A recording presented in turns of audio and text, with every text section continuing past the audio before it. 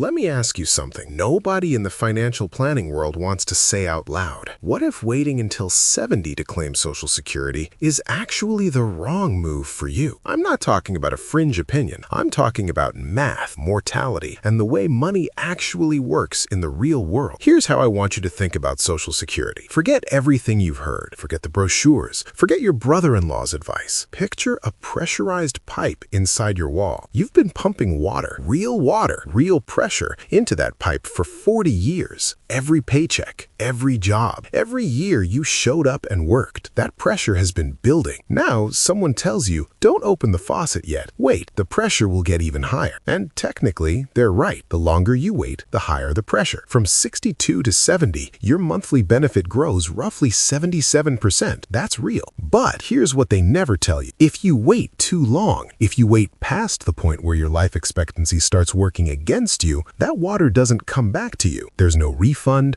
no uncashed balance, no inheritance of pressure. The water just stays in the pipe and evaporates. Nobody in Washington sends you a check for the years you delayed and then died too soon. The system keeps it quietly, gratefully. So today, we're going to talk about 7 logical, defensible, mathematically grounded reasons why claiming Social Security at 62 might be the smartest financial move you make in retirement. Stay with me, because reason number 4 could literally save your spouse's financial life.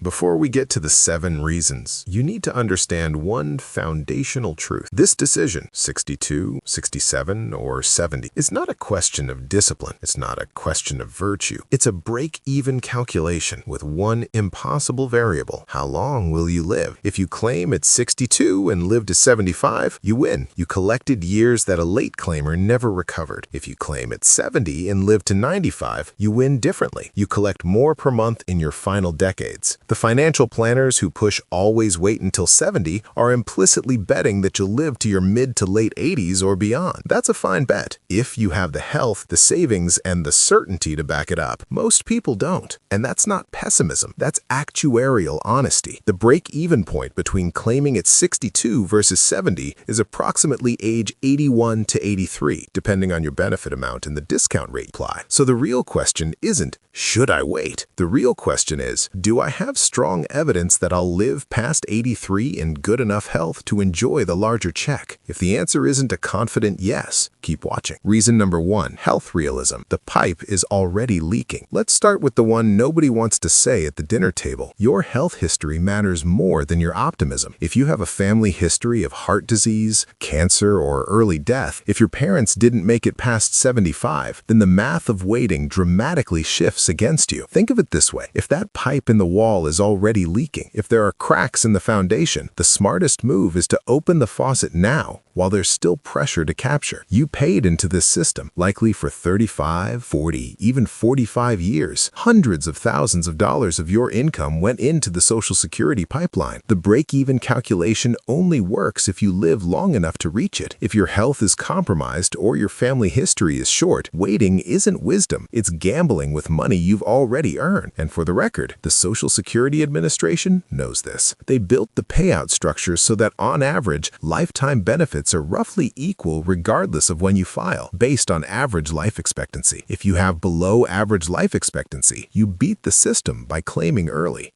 Reason number 2, the go-go years versus the no-go years. Die with zero. Bill Perkins wrote a book called Die with Zero. It's provocative, it's uncomfortable, and it's right. Here's the core idea. $1 at 63 is worth more than $1 at 79, not because of inflation, because of capacity. At 63, you can convert money into experiences. You can fly to Italy, you can pay for your grandkids' vacations, you can say yes to the bucket list trip instead of maybe next year. At 79, maybe. At 84, probably not. Gerontologists call these the go-go years, the slow-go years, and the no-go years. The window of active, high-capacity retirement spending is narrower than most financial plans acknowledge. Traditional financial advice treats every dollar in your 60s and 70s and 80s as equivalent. But your body knows better. So here's the question. Would you rather have $1,400 a month at 62 while you can still use it, or $2,500 a month at 70 when your spending patterns may have already contracted? For many people,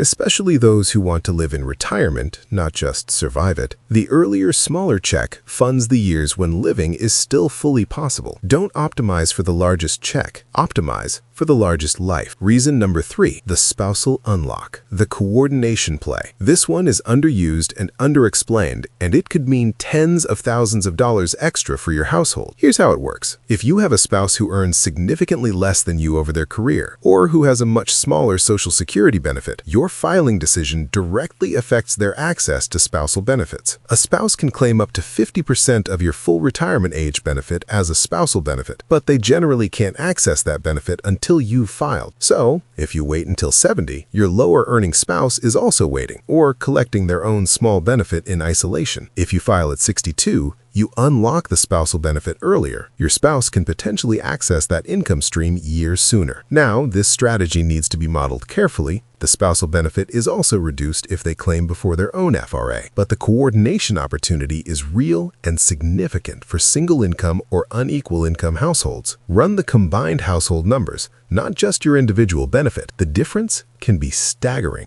Reason number 4, the survivor hedge, the double dip strategy. This is the one I mentioned in the hook. Pay close attention, because if this applies to your situation, it changes everything. Scenario: a married couple. The higher earner has received a serious medical diagnosis, terminal or severely life-limiting. The conventional advice says the higher earner should delay to maximize the survivor benefit. And in normal circumstances, that's sound logic, because when the higher earner dies, the surviving spouse steps into the larger check. But here's the coordination play most advisors miss. If the higher earner claims early, even at 62 or 63, the couple collects dual benefits during the years they have left together. The household captures income from both Social Security streams simultaneously. When the higher earner passes, the survivor stops collecting their own smaller benefit and switches to the higher survivor benefit, which, if the deceased had a strong earnings record, can be substantial. Meanwhile, the lower earning spouse had been collecting their own early benefit during those shared years, generating real household income that a wait until 70 strategy would have left on the table. This is a case where the math of early claiming combined with a survivor switch can outperform the delay strategy by a significant margin. It's not morbid, it's responsible planning for the people you love. Reason number 5, the market crash shield, the pressure release valve. Here's something your financial advisor might have mentioned once and then quietly moved on from. If you are drawing down a retirement portfolio, an IRA, a 401k, a brokerage account, and the market drops 40%, you have a problem. Not just a paper loss, a sequencing problem. If you're forced to sell assets to cover living expenses during a market crash, you're locking in losses, you're selling low, and you're permanently reducing the number of shares available to recover when the market rebounds. This is called sequence of returns risk, and it is one of the most dangerous threats to a retirement portfolio. Social Security is the antidote. Think of it as a pressure release valve. When the market tanks, your Social Security check keeps flowing, guaranteed, inflation adjusted, not correlated to the S&P 500. It allows you to stop selling your depressed portfolio and let it recover. By claiming at 62, you extend the duration of this protection. You're building a longer runway of guaranteed income that buffers the volatility of your investment accounts. This isn't just a cash flow argument, it's a portfolio protection argument. And in a world of 2022-style drawdowns, that protection has real, quantifiable value.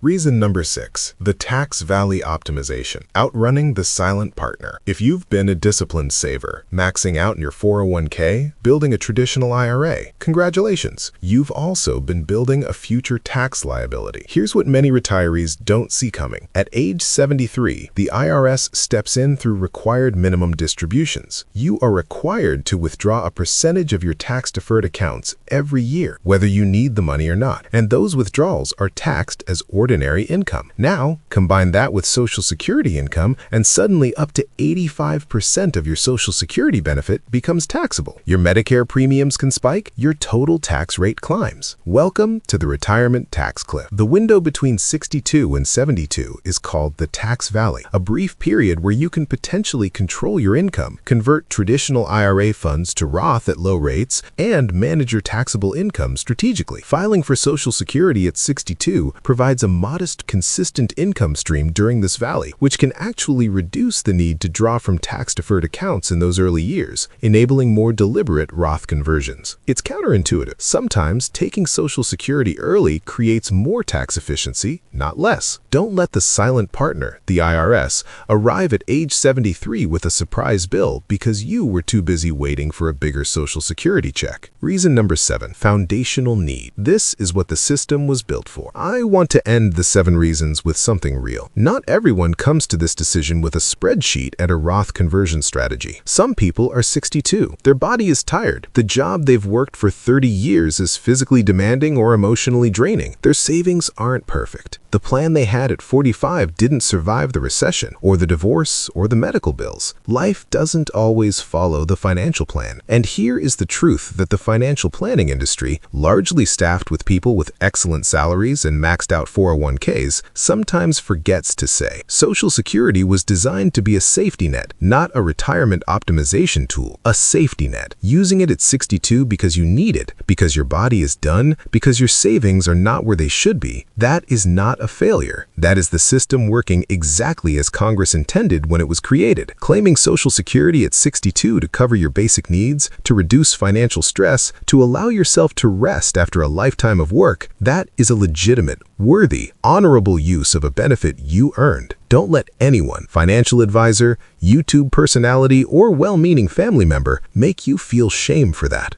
Now, because I promised to give you the full picture, and not just the contrarian highlight reel, here is when waiting makes sense. If you are in excellent health, genuinely excellent, with a family history of longevity past 85, waiting increases your monthly benefit and reduces the risk of outliving your money. If you have substantial retirement savings and can fund your 60s without touching Social Security, delaying becomes a form of longevity insurance. That larger check at 70 is a hedge against living to 90 or 95. And if your spouse is the lower earner and your primary goal is maximizing the survivor benefit for them, a delayed claim by the higher earner remains mathematically defensible. I'm not here to tell you 62 is always right. I'm here to tell you that 70 is not always right either, and that the always wait narrative ignores too many real-world variables that matter to real people. Here's where we land. 3 things I want you to do before you make this decision, or before you decide to keep the decision you made years ago, because circumstances may have changed since then. Takeaway 1. Run a break-even analysis with real numbers. Don't use averages. Use your numbers, your actual benefit estimate from SSA.gov, your honest assessment of your health and family history. Run the math at age 75, at 80, at 85. Find the crossover point and then ask yourself how confident you'll reach it in good health. Takeaway 2. Model your household benefits, not just yours. If you have a spouse, this decision is not made in isolation. The coordination of both benefits, the spousal claim, the survivor strategy, the dual income window, can change the optimal filing age for one or both of you dramatically. Run the joint scenario. It almost always reveals something the single-person analysis misses. Takeaway 3. Reassess based on your life today, not the plan you made in 2019. Market conditions change. Health changes. The job market changes. Interest rates change. Your portfolio balance changes. A financial plan made at 55 deserves a rigorous update at 61. The assumptions that made wait until 75 years ago may not hold today. The faucet is in your wall. The pressure is real. The water is yours. Open it wisely, open it on your terms, but open it before the evaporation makes the decision for you. If this video made you think differently about your timeline, hit subscribe. We publish content every week designed to give you the information your financial advisor assumes you already have. And drop a comment below. What age are you considering? I read every one.